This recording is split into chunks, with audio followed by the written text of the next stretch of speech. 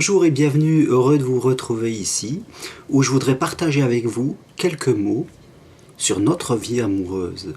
Le constat, c'est que je rencontre très régulièrement des personnes qui ne rêvent que d'une seule chose, être amoureuse, vivre avec une personne et être heureux.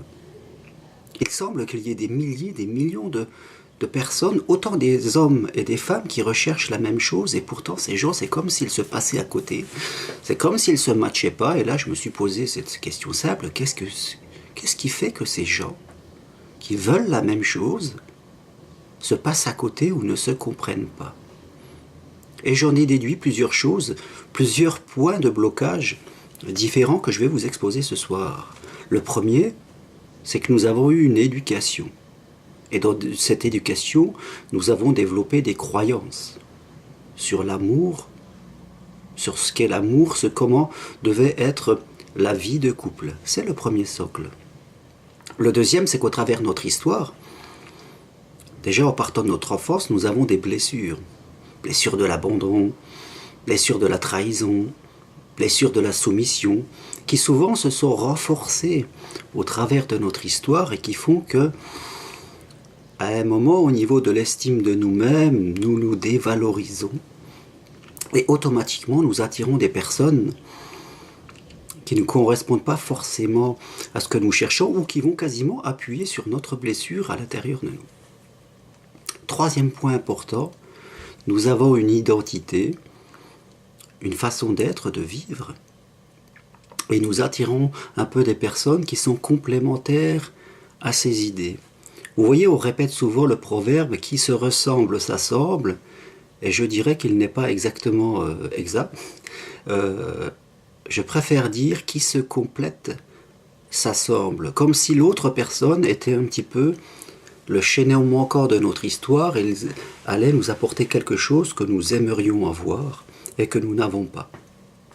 Donc, au travers de mes accompagnements, quand je suis avec une personne qui rêve en tout cas de vivre une vie de couple harmonieuse, qui rêve de vivre l'amour, nous évoluons ensemble sur plusieurs points.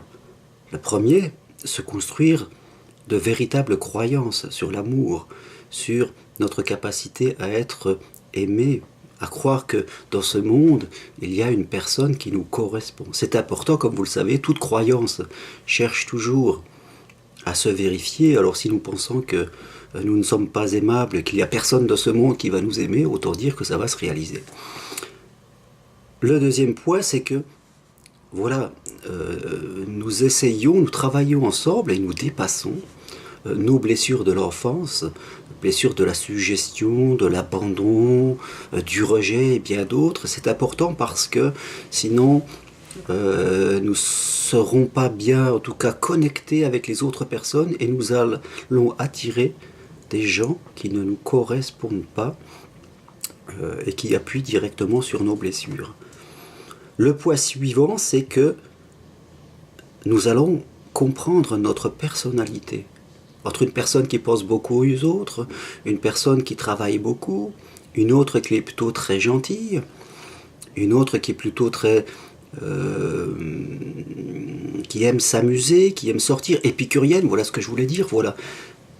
Nous allons attirer des personnes qui seront pas forcément comme nous l'espérons, qui seront différentes.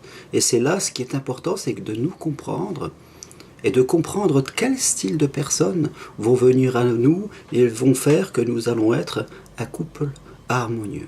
Et parfois ces personnes peuvent être totalement différentes de ce que nous imaginons et de ce que nous sommes nous-mêmes. Autre point sur lequel nous allons aborder aussi dans le cadre de cet accompagnement amoureux, eh bien c'est un petit peu les différences entre les hommes et les femmes. Les besoins peuvent être différents et les attentes aussi. Et dernier point très important, bien sûr, la communication. Comme vous le savez, la séduction passe par les mots, la séduction passe par une présence, une façon de regarder, une façon de parler, communication verbale, non verbale, et tout est important. Voilà en tout cas les quelques mots que je voulais vous dire sur ce sujet. Et développez en premier, entre vous et moi, la croyance que nous avons tous le droit à l'amour. Il n'y a pas de personne ou quelqu'un là-haut dans le ciel qui dirait que, ben tiens, toi, tu as le droit à l'amour, et puis lui, il n'a pas le droit à l'amour, il va rester seul toute sa vie. Non.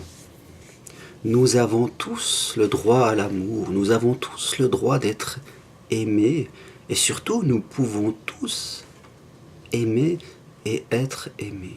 Simplement, à un moment, quel que soit notre âge, que nous ayons 30 ans, 40 ans, 50 ans, 60 ans et plus, parfois il faut faire un peu le poids sur notre vie, sur nos croyances, sur nos blessures, sur la connaissance de nous-mêmes, tout cela pour nous mettre dans la bonne énergie et attirer à nous les bonnes personnes.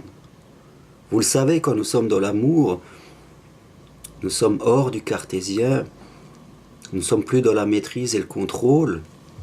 Les choses sont souvent différentes, c'est une attirance, et tout part de nous.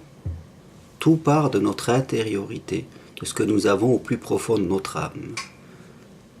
Alors si ce que nous avons là est ok et est bien pour nous et l'univers, vont venir à nous des choses qui ressemblent à cela.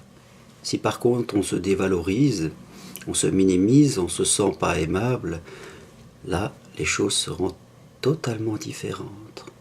Et mon accompagnement est là justement pour vous permettre de vous reconfigurer pour vous aussi, pour pouvoir vivre pleinement cet amour. Voilà, je vous remercie, je vous dis à très bientôt et surtout, celles et ceux qui ont envie d'un accompagnement pour trouver l'amour, eh bien je suis là pour vous. À très bientôt et bonne fin de journée. Au revoir.